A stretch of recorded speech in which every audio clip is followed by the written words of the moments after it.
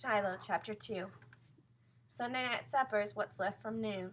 If nothing's left over, Ma takes cold cornmeal mush, fries up big slabs, and we eat it with Cairo syrup. But this night there's still rabbit. I don't want any, but I know Shiloh does. I wonder how long I can keep pushing that piece of rabbit around my plate. Not very long, I discover. You gonna eat that meat, or you just playing with it? Dad asks. If you don't want it, I'll take it for lunch tomorrow. I'll eat it, I say. Don't you be giving it to that dog, says Ma. I take a tiny bite. What's the dog gonna eat then? asks Becky. She's 3, which is 4 years younger than Darrell Lynn. Nothing here, that's what, says Ma. Becky and Darrell Lynn look at Dad. Now I had them feeling sorry for the beagle too. Sometimes girl children get what they want easier than I do, but not this time. Dog's going right back across the river when we get through eating, says Dad. If that's Judd's new dog, he probably won't have sense enough yet to find his way home again. We'll put him in the Jeep and drive him over. Don't know what else I figured Dad to say. Do I really think that he's going to tell me to wait till morning, and if the beagle's still there, we can keep him? I try all kinds of ways to figure out how I could get that rabbit meat off my plate and into my pocket, but Ma's watching every move I make. So I excuse myself and go outside and over to the chicken coop. It's off toward the back where Ma can't see. We keep 3 hens, and I take one of the 2 eggs that was in a nest and carry it out behind the bushes. I whistle softly. Shiloh comes loping towards me. I crack the egg and empty it out into my hands. Hold my hands down low, and Shiloh eats the egg, licking my hands clean afterward, then curling his tongue down between my fingers to get every little bit. Good boy, Shiloh, I whisper, and stroke him all over. I hear the back screen slam, and Dad comes out on the stoop. Marty? Yeah, I go around Shiloh at my heels. Let's take that dog home now. Dad goes over and opens the door of the Jeep. Shiloh puts his tail between his legs and just stands there. So I go round to the other side, get in, and whistle. Shiloh leaps onto my lap, but he don't look too happy about it. For the first time, I have my arms around him. He feels warm, and when I stroke him, I can feel places on his body where he has ticks. Dog has ticks, I tell my dad. Judd'll take 'em off. What if he don't? It's his concern, Marty, not yours. It's not your dog. You just keep to your business. I press myself against the back of the seat as we start down our bumpy dirt driveway toward the road. I want to be a vet someday, I tell my dad. He says. I want to be a traveling vet, the kind that has his office in a van and goes around to people's homes and don't make folks come to him. Read about it in a magazine at school. You know what you have to do to be a vet? Dad asks. You got to go to school, I know that. You've got to have college training, like a doctor almost. It takes a lot of money to go to veterinary school. My dream sort of leaks out like water in a paper bag. I could be a veterinarian's helper, I suggest, my second choice. You maybe could, says Dad, and points the Jeep up the road into the hills. Dusk is settling in now. Still warm, though. A warm July night. Trees look dark against the red sky. Lights coming on in a house here and another one there. I'm thinking how in any one of these houses there's probably somebody who could take better care of Shiloh than Judd Travers could. How come this dog had to be his? The reason I don't like Judd Travers is a whole lot of reasons. Not the least is that I was in the corner store once down in Friendly and saw Judd treat Mr. Wallace at the cash register.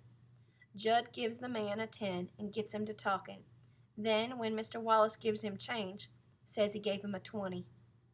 I blink, like I can't believe Judd done that, and old Mr. Wallace is all confused. So I say, no, I think he give you a 10. Judd glares at me, whips out his wallet, and waves a $20 bill in front of my eye. Whose picture's on this bill, boy? He says. I don't know. He gives me a look, says, I thought so. That's Andrew Jackson, he says. I had 2 of them in my wallet when I walked in here, and now I only got 1. This here man's got the other, and I want my change. Mr. Wallace, he's so flustered, he just digs in his money drawer and gives Judd change for a 20. And afterward, I thought, what did Andrew Jackson have to do with it? Judd's so fast-talking he can get away with anything. Don't know anybody who likes him much. But around here, folks try to keep their own business, like Dad says. In Tyler County, that's important. Way it's always been, somehow. Another reason I don't like Judd Travers is he spits tobacco out the corner of his mouth, and if he doesn't like you, and he sure don't like me, he sees just how close he can spit to where you're standing. Third reason I don't like him is because he was at the fairgrounds last year, same day we were, and seemed like every place I was, he was in front of me blocking my view.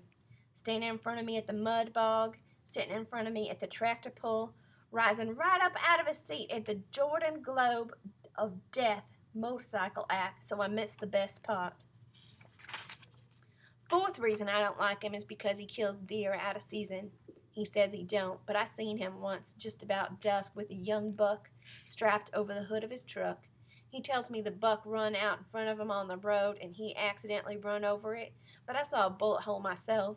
If he got caught, he'd have to pay $200, more than he's got in the bank, I'll bet. We're in Shiloh now. Dad's crossing the bridge by the old abandoned grits mill, turning at the boarded-up school, and for the first time I can feel Shiloh's body begin to shake. He's trembling all over. I swallow. Try to say something to my dad, and I have to swallow again. How do you go about reporting somebody who don't take care of his dog right? I ask finally. Who are you fixing to report, Marty? Judd. If this dog's mistreated, he's only about 1 out of 50,000 animals that is, Dad says. Folks bring him up here in the hills and let him out and figure they can live on rats and rabbits. Wouldn't be the first dog that wasn't treated right. But this one come to me to help him, I insist. Knew that's why he was following me. I got hooked on him, Dad, and I want to know he's treated right. For the first time, I can tell Dad's getting impatient with me. Now, you get that out of your head right now. If it's Travis's dog, it's no mind of ours how he treats it. What if it was a child? I asked him, getting too smart for my own good. If some kid was shaking like this dog is shaking, you wouldn't feel no pull for keeping an eye on him. Marty, Dad says, and now his voice is just plumb tired. This here's a dog, not a child, and it's not our dog. I want you to quit going on about it, hear? I shut up then. I let my hands run over Shiloh's body, like maybe everywhere I touch can protect him somehow. We're getting closer to the trailer where Judd lives with his other dogs, and already they're barking up a storm, hearing Dad's Jeep come up the road. Dad pulls over. You want to let him out? He says. I shake my head hard. I'm not letting him out here till I know for sure he belongs to Judd. I'm asking for a slap in the face, but Dad don't say anything. Just gets out and goes up the boards Judd has laid out in place of a sidewalk. Judd's at the door of his trailer already, in his undershirt, peering out. Looks like Bray Preston, he says through the screen. How you doing, Judd? Judd comes out on the little porch he's built at the side of his trailer, and they stand there and talk a while. Up here in the hills, you hardly ever get down to business right off. First you say your howdies, and then you talk about anything else but what you come for, and finally, when the mosquitoes start to bite, you say what's on your mind. But you always edge into it, not to offend. I can hear little bits and pieces floating out over the yard, the rain, the truck, the tomatoes, the price of gasoline, and all this while Shiloh lays low in my lap, tail between his legs, shaking like a window blind in a breeze. And then the awful words. Say, Judd, my boy was up here along the river this afternoon, and a beagle followed him home. Don't have any tags on his collar, but I'm remembering you got yourself another hunting dog, and wondered if he might be yours. I'm thinking this is a bad mistake. Maybe it isn't Judd's at all, and he's such a lie he'd say it was just to get himself still another animal to be mean to. Judd hardly lets him finish, starts off across the muddy yard in his boots. Sure as hell bet it is, he says. Can't keep that coon dog home to save my soul. Every time I take him hunting, he runs off before I'm through. I've been out all day with the dogs, and they all come back but him. I can hear Judd's heavy footsteps coming round the side of my Jeep, and I can smell his chewing tobacco, strong as coffee. Yep, he says, thrusting his face in the open window. That's him, all right. He opens the door. Get on down here, he says, and before I can even give the dog one last pat, Shiloh leaps off my lap and onto the ground and connects with Judd's right foot.